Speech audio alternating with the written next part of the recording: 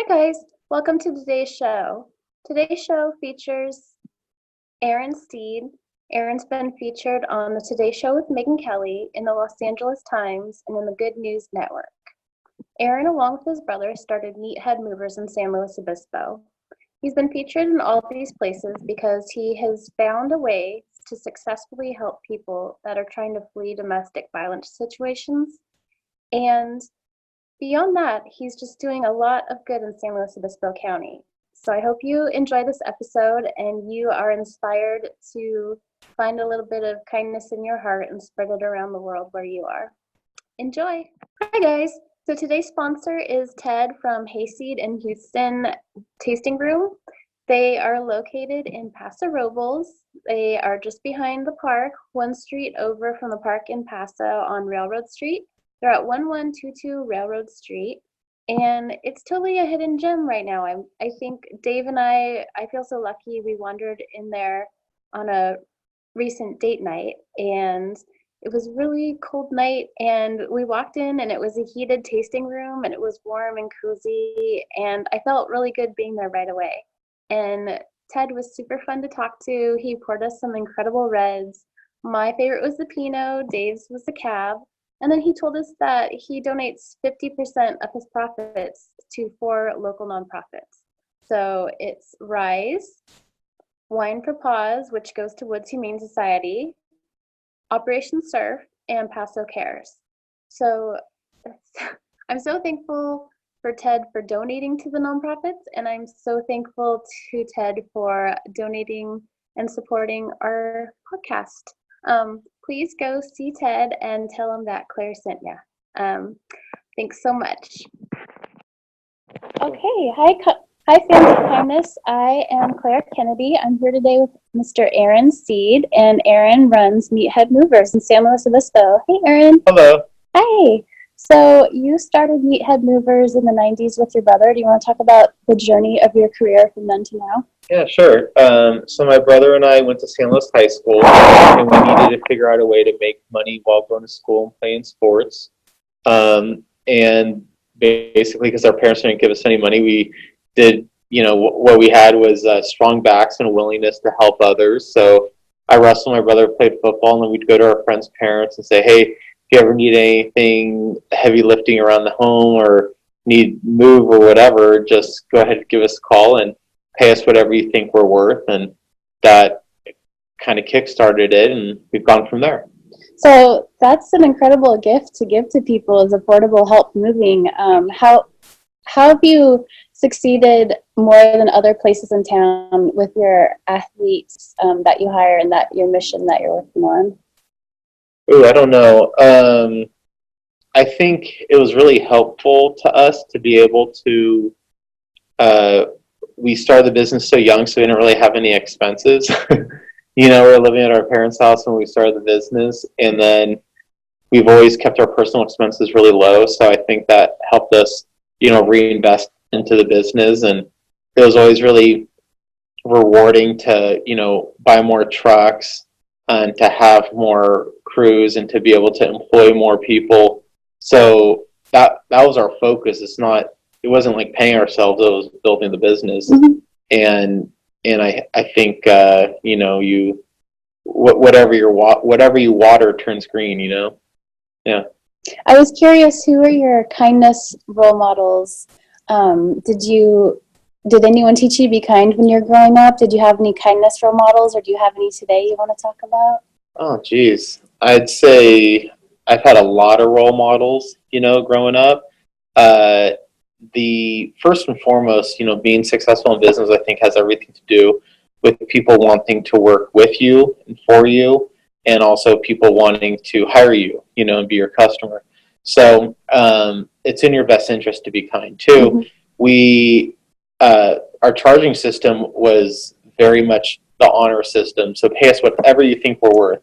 So we did whatever we could to make the customer feel good during the moving experience. And we could do 100 things right and not damage anything, but if the client felt like we didn't care, or we didn't like them, or that we were rude or something of that nature, then that would affect the the whole vibe of the move and how we felt about ourselves and the service we were providing, and we'd also be making less money. So, good business is good business, and being, and it's I think we've been able to grow not because of how differently we move furniture.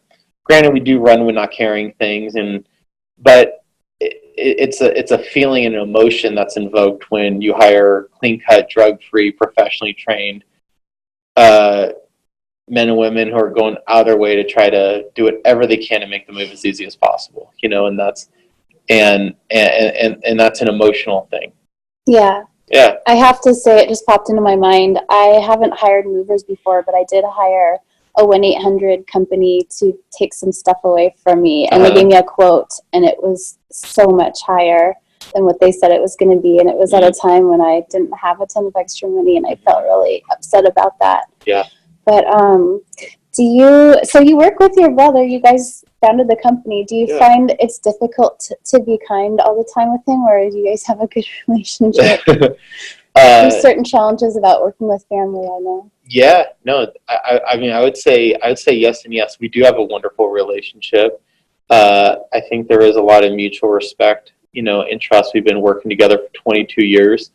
And there's also, we're both passionate people. We're both have strong opinions and ideas. And from time to time, those ideas clash. But what has proven over and over again is when we both come to the table and try to find the best solution, it's usually the hybrid of our two ideas and opinions that tend to work out the best. So I'm very, very grateful to be able to work with my brother, to build the business with my brother, and for just who he is as a person. Yeah. Beautiful. Yeah. Okay, I haven't brought it up. You guys I don't know if it was the New Times, someone here locally gave us heads up you were going to be on the Today Show to talk about a special service that you provide. And you had a few experiences getting requests from someone that was in a dangerous situation in their home and they needed help moving. And you guys decided to organize a system to help people in need. So, so you pair with shelters for domestic violence survivors, people that are transitioning. Yeah. And you are not just asking other movers to help pledge help, but also other people. So can you speak to what kind of a person could pledge to help people in need? Sure. So, yeah, what we do is we help victims of domestic violence. We move them out of their homes for free, and we partner with the local shelters. And what our message is to any business is that there are things that you can do to help victims of domestic violence too. A lot of businesses, I think, have a fixed mindset that in order to give back, you have to write checks. And most business owners will tell you it's harder to write checks than it is to donate your product or service. So for example, if there's a security company, perhaps consider offer free security monitoring or install security system that will help local victims of domestic violence. If there's an office furniture company, offer some new furniture, or some furniture to help kickstart the survivors, next step as they're rebuilding their life, getting into a new home.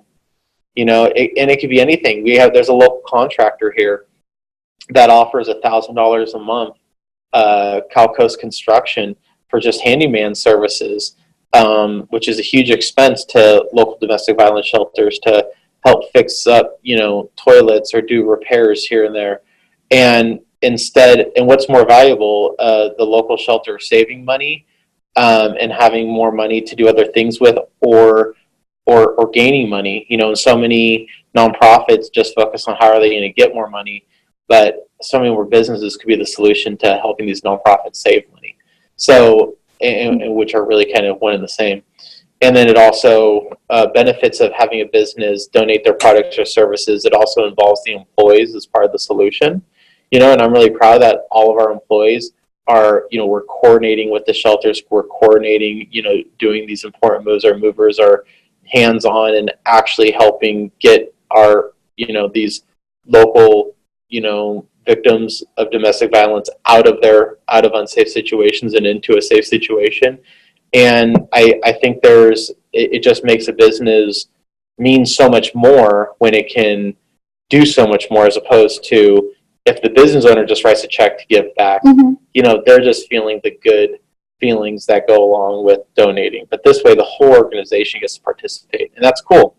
Yeah, I saw that you had put out this request for help in supporting them, and so you got yeses from people all over the world, in Australia and Japan. So if anyone's listening to this podcast and it sparks an interest, you should hook up with Meathead Movers on their website and pledge to do that. I know that there was help coming from animal shelters in housing animals, and that's an incredible gift to people with that on their mind and in their hearts as they make that transition. So thank you for giving the listeners the opportunity to help, because sometimes people want to help but don't know how, and that's a great gift you're giving to people. Thank you. Yeah, let me plug the website. It's movetoenddv.org.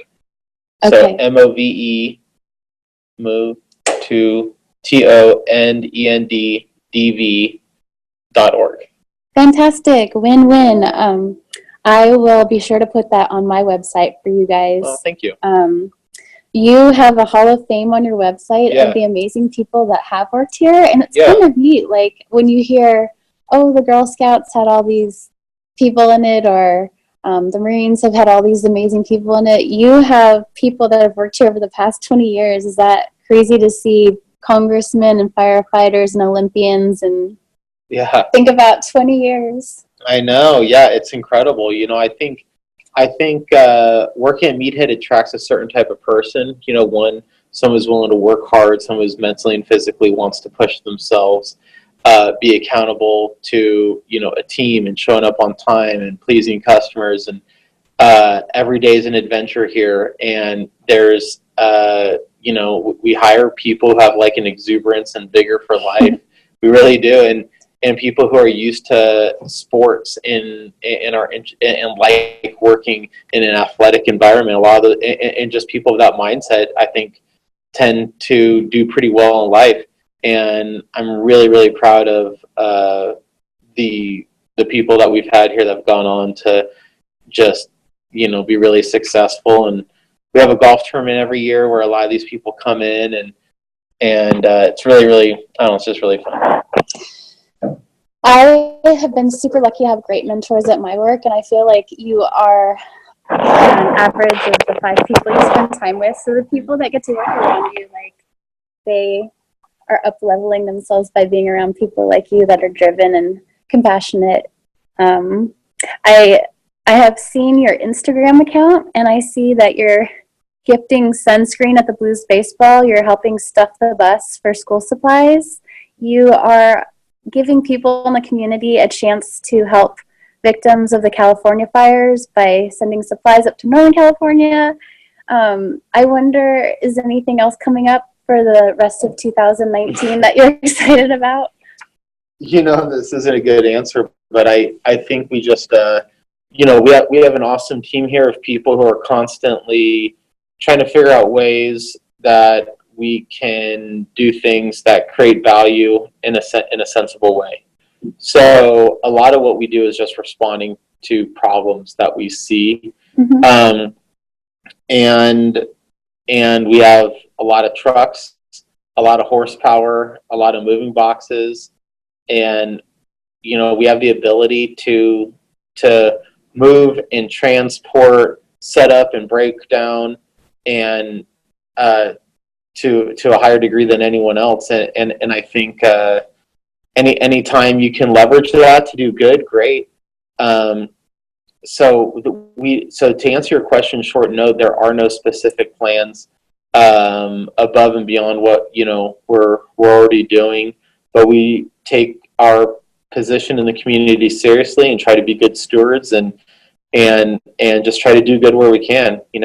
Yeah, that's really impressive. I saw that your work wasn't just limited to California. You were helping people with Hurricane Harvey, and Yeah. I'm always so excited to see what you guys are up to. Oh, thank you. I bet you are pulled in a lot of different directions and you have so much on your plate. I wondered what your self-care was like. Do you struggle with it, or do you feel at your age you're kind of doing okay with Yeah. self-care? No, I started doing jujitsu earlier this year, and that has just completely changed my life. It's just mental in addition to physical, right? And emotional. Yeah, I mean, so doing jujitsu, it's submission wrestling, and I wrestled in high school and college, and there's a great group of people here. I train at Paragon, and doing jujitsu is it's a really good workout, and you want to be in good shape to do it because you're either going to be winning positions on the mat, or you're going to be losing positions. So it's very motivating to eat right and to make healthier decisions on the weekends, and to stretch more and to get better night's sleep and all that. And it's hard for me to just go to the gym and work out consistently so I look good. That's not enough for me. But if you get me on a wrestling mat where I'm going to be able to choke someone, or they'll be able to choke me, I'll be able to find the motivation to kind of rise to the occasion. I know that sounds a little off, but yeah, I've done more self-care this past year than I have in a really long time, and it's directly related to my commitment to being competitive at the sport of jiu-jitsu. I'm so excited you found your flow. I can feel it in your face, your passion and excitement. Oh, thank you. Have you had any times that you've written a thank you to someone and stopped to give thanks, or that you've received thanks that's really memorable to you? Oh my goodness. Yeah, I make it, absolutely. Yeah. No, I make it a practice to regularly write thank you cards. I think practicing gratitude is one of the most powerful things, that you can do. It's something that I don't do enough, but it is the best state of mind, to be in when you're grateful for relationships or positions or whatever. So at the moment, I think my last thank you card was to my jiu-jitsu coach for all that he's done for me and all the doors that are opening up for me, and how gratifying and fulfilling it is to have found this new journey to go on. Yeah. My brother is really good with thank you notes. He's a lawyer, and he's a public defender. He has he invests in stationery from stationery stores, and I think that it's not often that people do it, but especially men. So I feel like it's a sign of being a true gentleman. Right on your desk. That is putting it there, so it's in your mind, it's right there. And our moving crews write thank you cards to their customers as well every time they get tipped.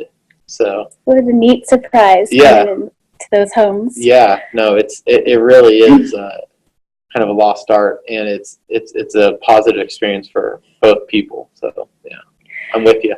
I was going to ask if you had a final word. Is there anything I didn't ask that you wanted me to ask, or is there anything you wanted to speak to or advice you could give listeners about how to bring kindness into their worlds?